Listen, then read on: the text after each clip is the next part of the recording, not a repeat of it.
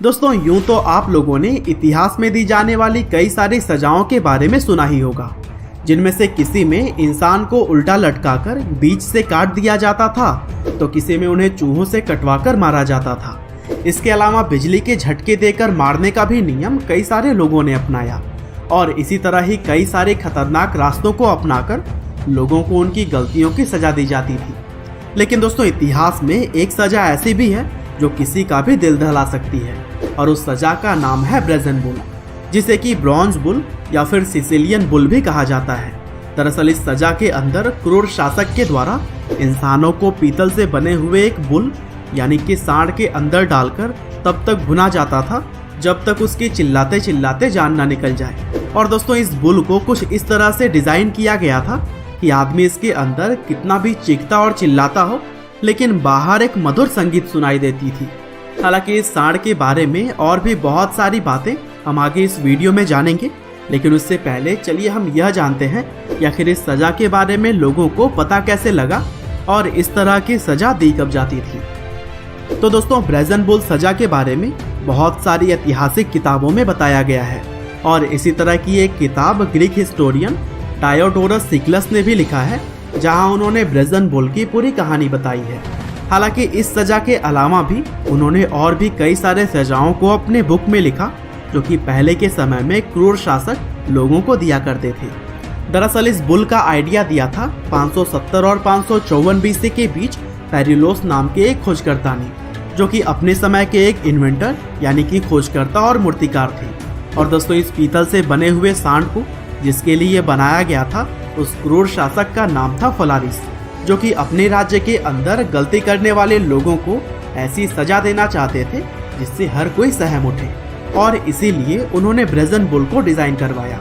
दरअसल इस बुल को कुछ इस तरीके से डिजाइन किया गया था कि इसके पेट के अंदर किसी भी इंसान को डाला जा सकता था और फिर इस सांड के पेट में इंसानों को डालने के बाद नीचे से आग लगा दी जाती थी। और फिर होता यह था कि जानवरों की तरह इंसान भी सांड के पेट में भुन जाते थे। लेकिन दोस्तों खेल यहीं पर खत्म नहीं होता। धीरे धीरे भुने हुए लोग जब चीखते और चिल्लाते थे तब सांड के मुंह से प्यारी संगीत निकल कर आती थी, क्योंकि ब्रेजन बुल को कुछ इसी तरीके से ही बनाया गया था। इसके अलावा इस सांड के नाकों से हल्का हल्का धुआं भी निकलता था। साथ ही नाक के अंदर से जो धुआं निकलता उसमें बदबू की जगह सुगंध होता था, क्योंकि बुल के अंदर नाक के पास में परफ्यूम को सेट किया गया था। और दोस्तों इस तरह से किसी इंसान को दी जाने वाली सजा का यह क्रूर शासक आनंद उठाता था।